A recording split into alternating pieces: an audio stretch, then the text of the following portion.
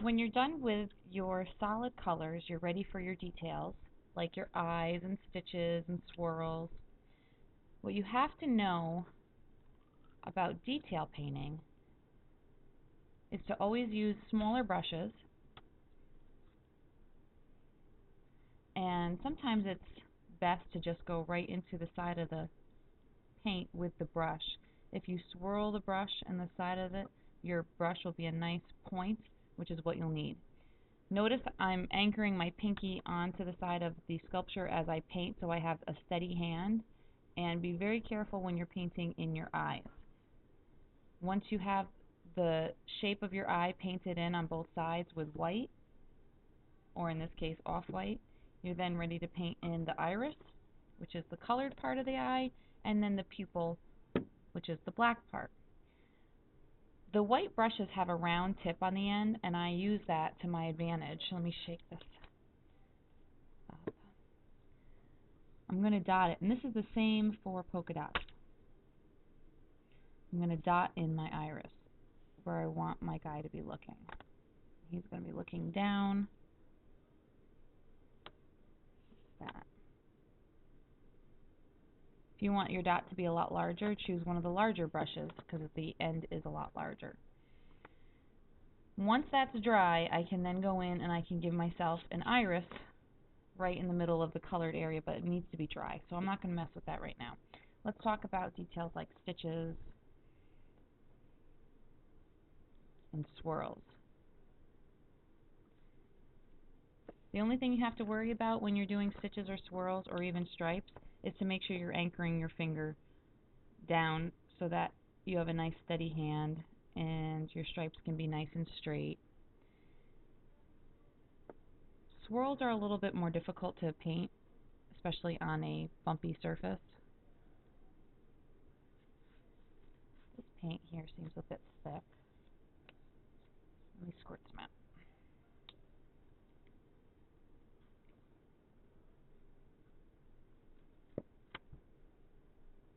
And I can't.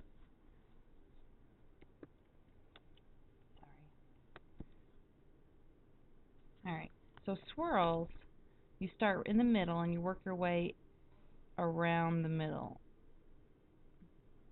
depending on how big you want your swirl. I just made that look really easy. It may take some practice. You might want to practice on your base, and then what you can do is go right over top of it with black again, or whatever color your base is. Speaking of which, most of you probably have some color that accidentally hit your base around the feet or whatever's touching the base. So if you take a little bit of black and a small brush and very carefully and slowly, is my head in the way? No, but you can't see what I'm doing. There we go.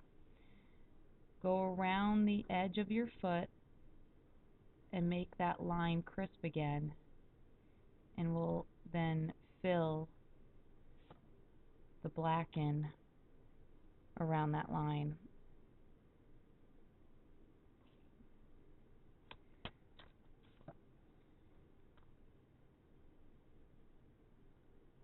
And now it looks a lot better than it did. Okay? So that you end up with feet like here that have an abrupt ending instead of looking like they're melting into the base. As far as any of the other details on your creature are concerned, let me do little pupils right now with a little bit of black in the middle. I'm doing the same polka dot technique. That's cool.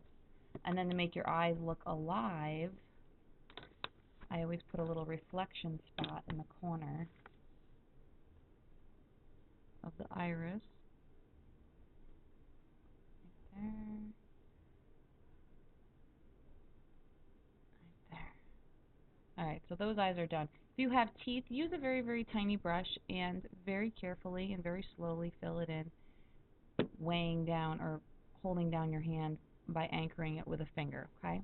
That's the tip I can give everybody, is using your finger to hold down the sculpture so it doesn't move and your hand doesn't shake. You can double up your colors on your swirls, on your stripes, and on your polka dots. If you're doing stripes down legs or arms, start with a small line going around just the front and kind of separate the distance as equally as you can. Okay? And then you're going to turn the sculpture and continue the same lines as best you can. Stripes are a little difficult if you want them to look good. I'm not going to lie. And then you'll turn them again, continue the stripes, turn it again, continue the stripes all the way around, and it should line up pretty equally to where you started from. Okay?